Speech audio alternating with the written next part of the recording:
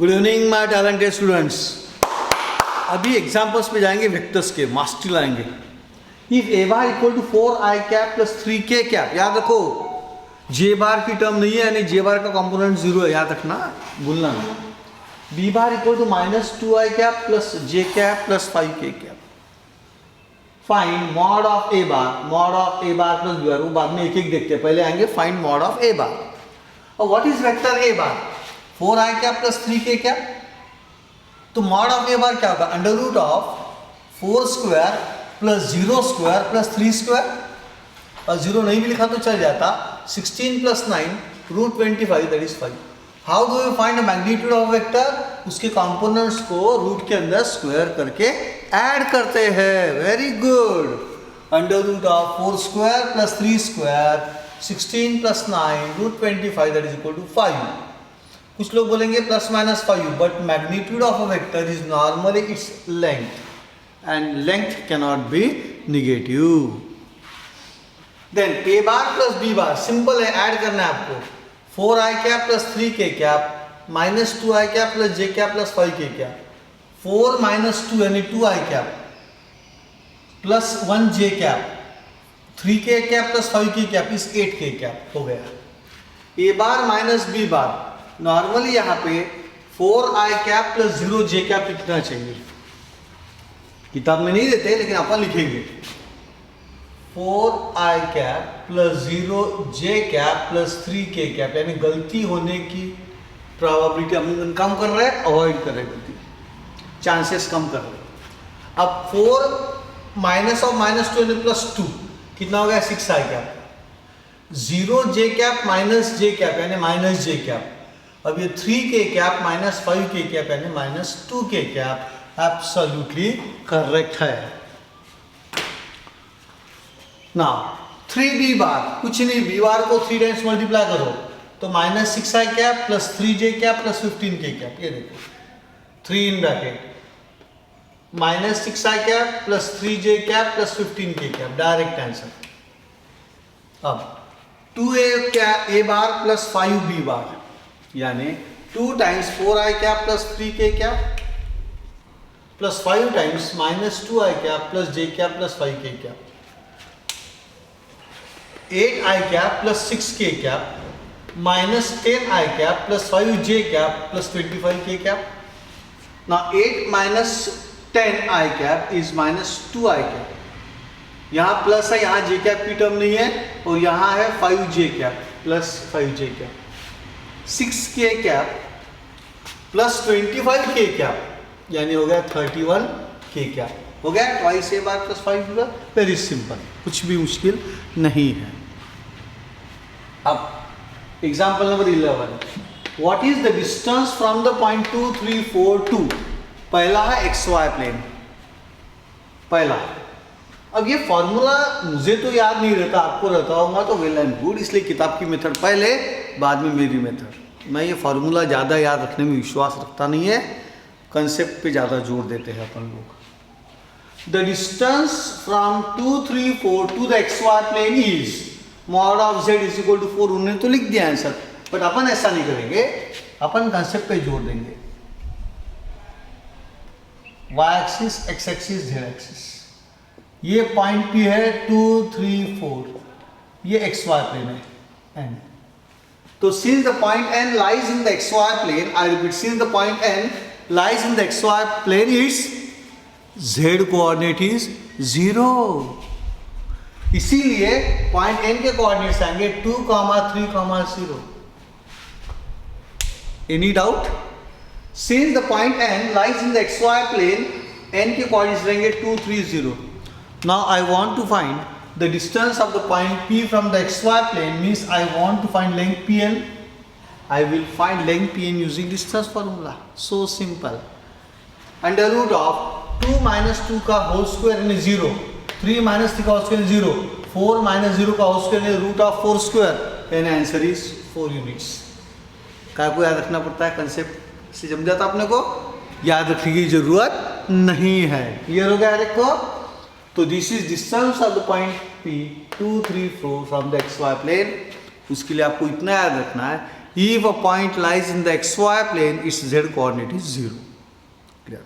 उसी को आगे बढ़ाते हुए the distance from किताब की मेथड भी याद रख लो, xy प्लेन का डिस्टेंस रहता है from this point is mod of z, और मॉड ऑफ z कौन है 4, यानी -4 होगा तो भी 4 लिखना पड़ेगा अपने को, पहले की बुक की मेथड.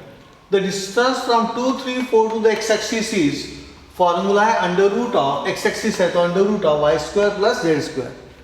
बट गलती हो गई, भूल गए, नहीं याद आ रहा. Don't take tension, go back to the basics. What you want, distance from 2, 3, 4 to the x axis, यानी ये जो रहता है ये परपेंडिकुलर डिस्टेंस रहता है पॉइंट का. तो what I will do, this is the point P मान लो, तो this is the point A और ये x एक्सिस है. Now point A lies on the x axis, therefore its y and z coordinates are 0. बिल्कुल सही है. तो x coordinate कितना रहेगा पॉइंट का 2, करेक्ट है. कितना रहेगा 2, ये देखो ये 2 है तो 2. y coordinate, z coordinate correct 2, 0, 0. Now just find using distance formula length AP. Length AP यानी अंडर रूट ऑफ 2 - 2 का होल स्क्वायर प्लस 3 - 0 का होल स्क्वायर प्लस 4 - 0 का होल स्क्वायर, यानी रूट ऑफ 9 + 16, यानी आंसर इज 5. देखो उनका भी वही है, root of 3 square plus 4 square, उनका भी वही है फॉर्मूले से. बट फॉर्मूला कितना याद रखेंगे, भूल गए तो always go back to the basics. Concept पे जोड़ दो. I want the distance of the point P from the x axis, that is the perpendicular distance of the point P from the x-axis.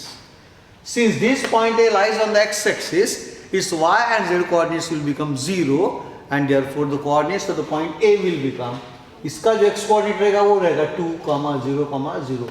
Find length AP using distance formula. That's all my friends. हो गया?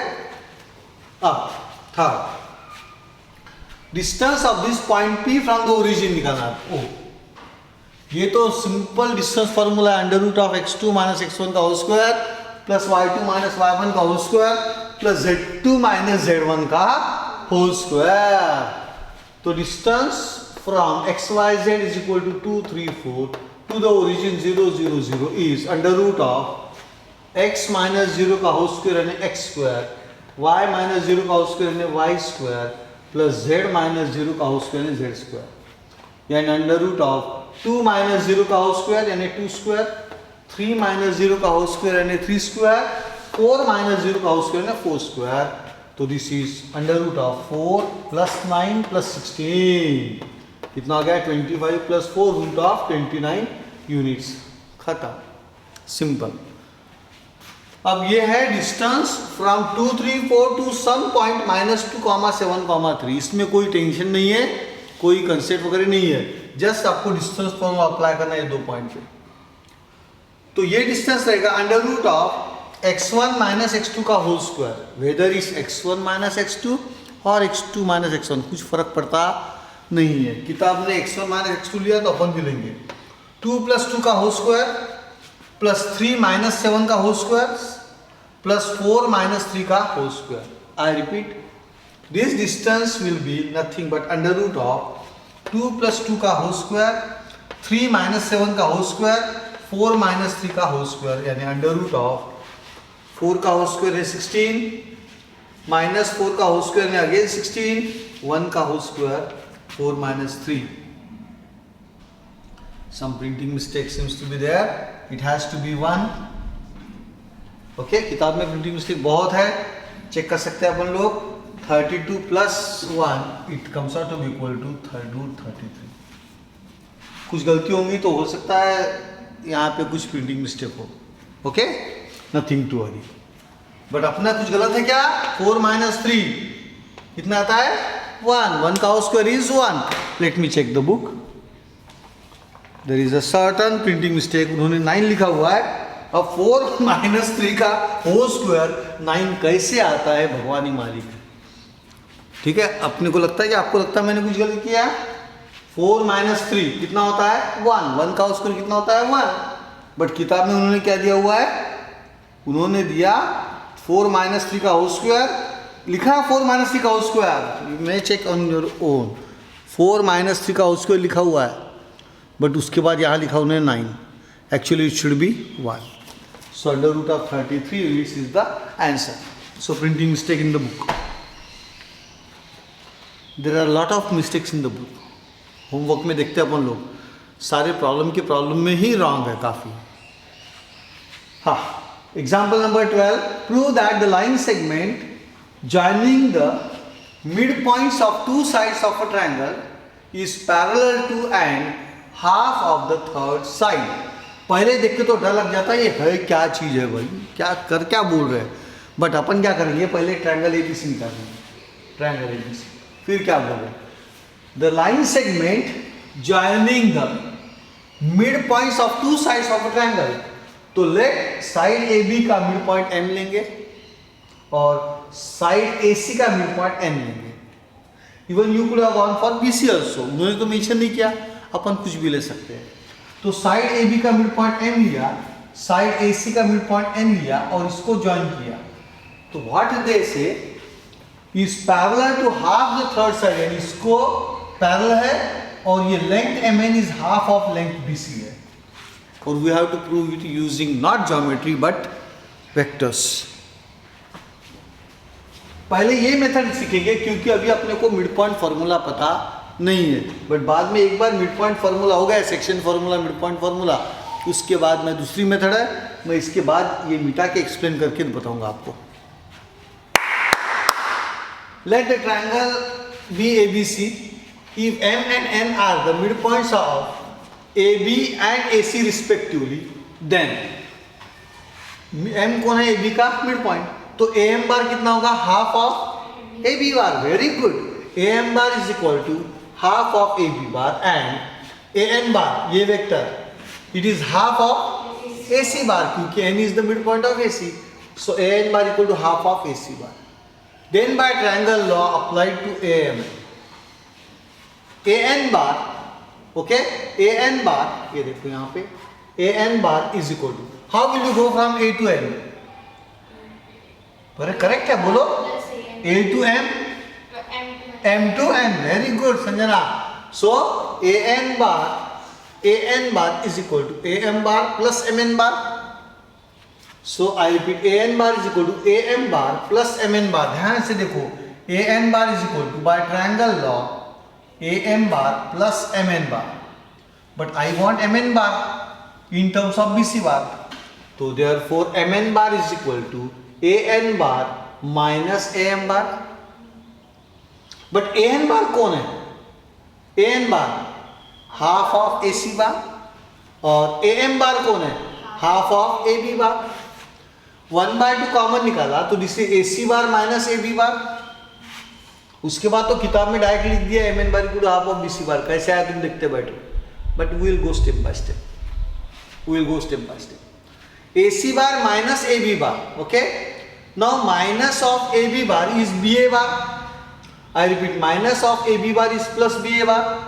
तो ये हो गया 1/2 AC bar plus BA bar minus AB bar is plus BA bar. अब ये BA AC bar और BA bar में ये टर्म समान होना चाहिए, वो नहीं हो रहा ट्रायंगल लॉ में. तो पहले मैंने BA bar लिखा प्लस AC bar लिखा, because vectors are competitive in nature. A bar plus B bar is equal to B bar plus A bar. तो क्या किया मैंने, ये पहले BA बार लिखा प्लस AC बार लिखा, करेक्ट है. अब देखो क्लासिकल, ये और ये सेम हो गए. माइक्रोस में वो बोलते थे पहले के कॉलम और दूसरे के रो, वेक्टर्स में बोलने का ये और ये कैसे हो गए, सेम हो गए. ये सेम हो गए तो ये और ये आपस में कैंसिल होता है, तो बचता कौन है, BC bar. But also we have to use a triangle law. B to A and A to C will give me BC bar. I repeat, B to A and A to C by triangle law will give me BC bar. So this is MN bar equal to half of BC bar. यानी MN bar is a scalar multiple of BC bar. यानी vectors MN bar and BC bar are collinear. That means they either lie along the same line or along parallel lines, but they are the sides of a triangle. They cannot lie along the same line. Therefore, MN bar and BC bar lie along parallel lines. That means Mn bar and Bc bar are parallel vectors. Therefore, side Mn is parallel to side Bc. Confirm हो गया. Side Mn is parallel to side Bc. उसके बाद इसका magnitude लिया अगर मैंने, इसका किताब में नहीं है, किताब से अपन आगे जा रहे हैं. I want to prove that this length Mn is half of length BC. I have to prove. इसका मैग्नीट्यूड लिया तो ये हो गया magnitude of Mn bar is equal to 1/2 constant है, स्केलर का मैग्नीट्यूड नहीं होता है, and this is magnitude of vector BC bar. Fully agreed, correct है. ये इक्वेशन में दोनों साइड का मैग्नीट्यूड लिया मैंने. So magnitude of vector is nothing but length Mn is equal to half of length BC. Correct है. Length Mn is equal to half of length BC. That means this Mn जो है, segment Mn is half of the third side of the triangle. That is what I want to prove. Is parallel to and half of third side. Okay. Therefore, Mn bar is parallel to and half as long as BC bar. Hence, proved. That's all, my friends. Example number 13. In quadrilateral ABCD, M and N are the midpoints of the diagonals AC and B respectively. M किसका midpoint है? Diagonal AC का M. और N किसका है? Diagonal BD का.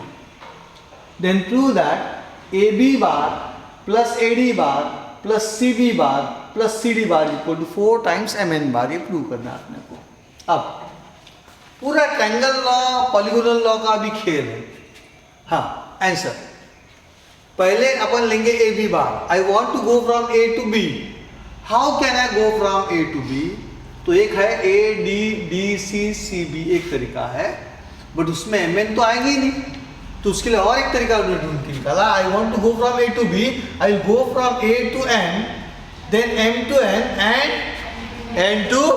Absolutely correct, very good. So AB bar will be AM bar plus MN bar plus NB bar. फिर से यहाँ कंफर्म करो.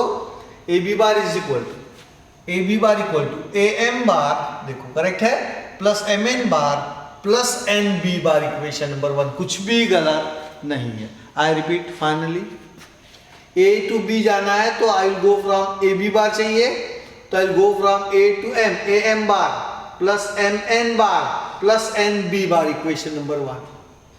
Then AD bar. How will I go from A to D? तो I will go from A to M, M to N and N to D. Therefore AD bar equal to, second AD बार लेंगे, AD bar equal to AM bar plus MN bar plus ND bar. Then will go for CB bar. C to B जाना है, तो CB bar will B, बोलो सभी लोग, CM bar plus MN बार.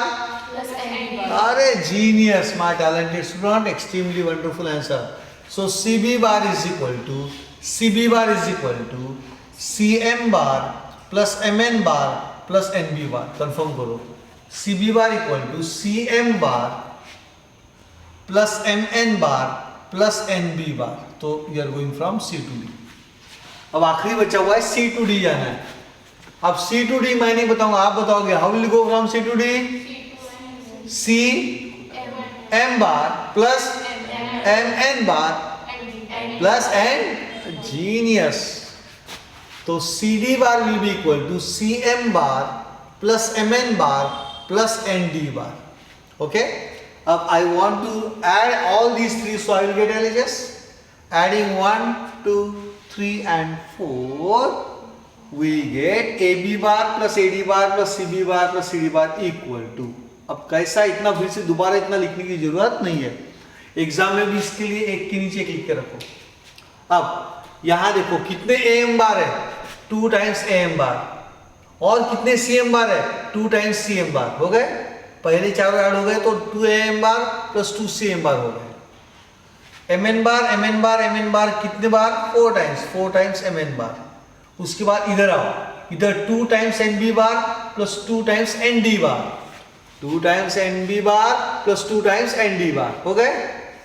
अब ये दो टर्म में से 2 कॉमन निकाला तो ये आ गया A M bar plus C M bar plus 4 times M N bar plus यहां से 2 कॉमन निकाला तो आ गया N B bar plus N D bar. जम गया।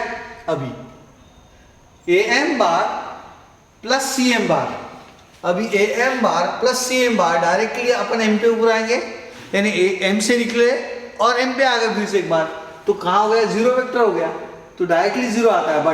बट किताब में कैसा दिया वो भी देख लेंगे। ए एम बार और C M bar they are equal in magnitude but opposite in direction, तो C M bar can be written as minus of A M bar. So 2 in bracket A M bar minus A M bar, 4 times M N bar को चलने दो, 2 times N B बार ये है, और दूसरा है N D बार। Correct है। ये और ये इधर चले गए तो वही रहेगा वेक्टर। वो अगर अपन फोर्स की बात करेंगे तो equal and opposite forces are acting on a particle N, N B bar N D bar. This N B bar force tries to pull n towards this direction, और उतने ही मैग्नीट्यूड का फोर्स उसको opposite direction में खींचना चाहता है, वो एन डी बार है। तो इक्वल जब रहेंगे दोनों फोर्सेस तो पार्टिकल मूव नहीं होगा, वही रहेगा, यानी एन एन बार यानी जीरो बार हो गया। ये फिजिक्स से एक्सप्लेन किया आपको मैंने। अब मैथमेटिकल भाषा में एन बी बार ये है और एन डी बार इधर है, तो एन डी बार को मैं minus of N B bar लिख सकता हूं। So N D bar can be written as minus of N B bar, and therefore 2 times this is 0 bar, 4 M N bar, 2 times 0 bar, answer is 4 N bar. हो गया पहला problem. Now will move to example number 14।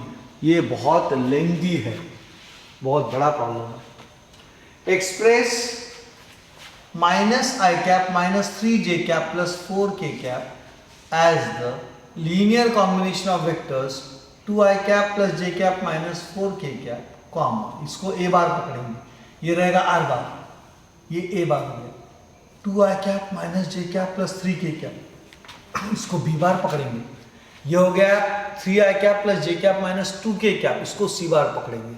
Okay, क्योंकि अपने को r bar is express as the linear combination of a bar, b bar and c bar, यानी r bar is equal to X A cap bar plus Y B bar plus Z C bar, ये लिखना। सो पहले सबको नाम देंगे, perfect name देंगे। Answer let R bar is equal to, जिसको एक्सप्रेस करना है उसको हरदम आर बार पकड़ो, minus I cap minus 3 J cap plus 4 के कैप। उसके बाद ये जो है पहला वाला, उसको ए बार पकड़ो, 2 आई कैप प्लस जे कैप माइनस 4 के कैप, इसको बी बार पकड़ो और इसको सी बार पकड़ो। Now consider r bar equal to x a bar plus y b bar plus z c bar. Okay, ये लीनियर कॉम्बिनेशन में एक्सप्रेस करना है तो मेरे को x y z की वैल्यूज फाइंड करना पड़ता है। ये बहुत लेंथी कॉम्प्लिकेटेड प्रोसेस शुरू हुई अपने अभी। नाउ ये लीनियर कॉम्बिनेशन अज्यूम किया है x y z की वैल्यू आना चाहिए भी अपने को प्रॉपरली, तब जाके आंसर मिलेगा। r bar is minus i cap minus 3 j cap plus 4 k cap is equal to x in bracket a bar 2i cap plus j cap minus 4k cap plus y in bracket 2i cap minus j cap plus 3k cap plus z in bracket 3i cap plus j cap minus 2k cap। Perfect हो गया।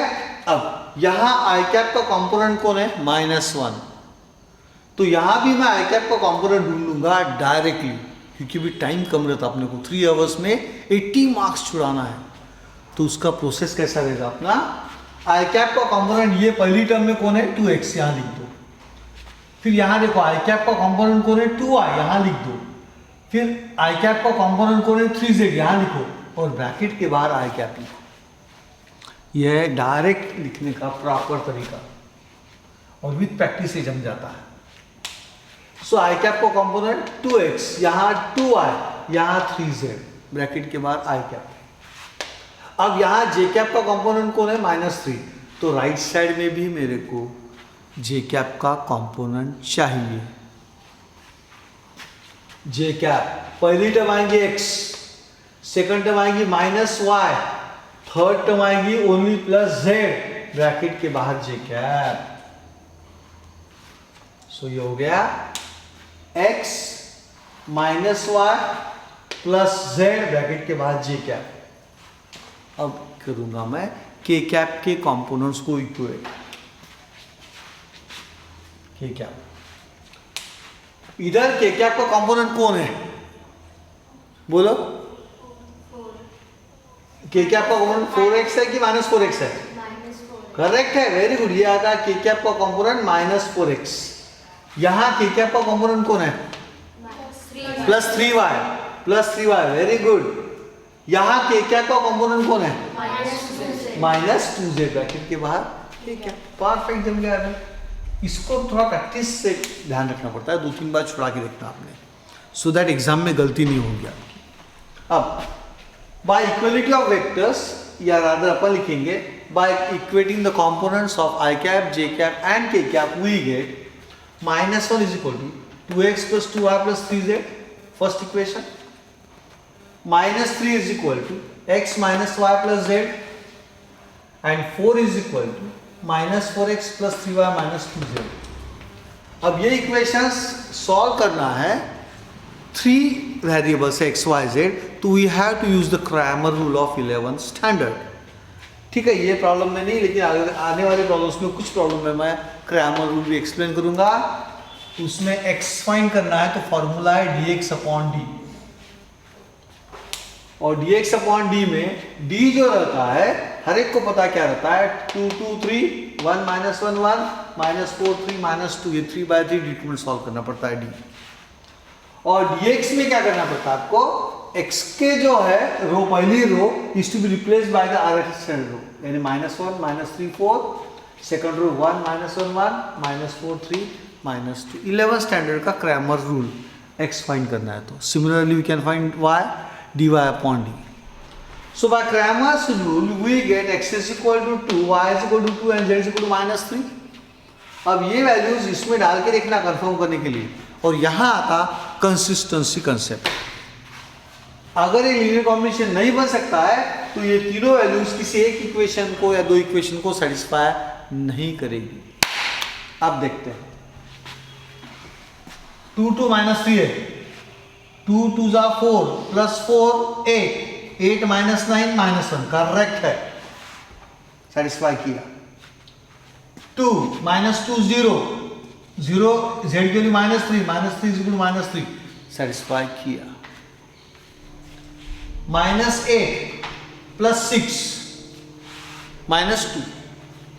-2 plus 6, क्योंकि -2 into -6 plus 6 6 -2 4, satisfy किया।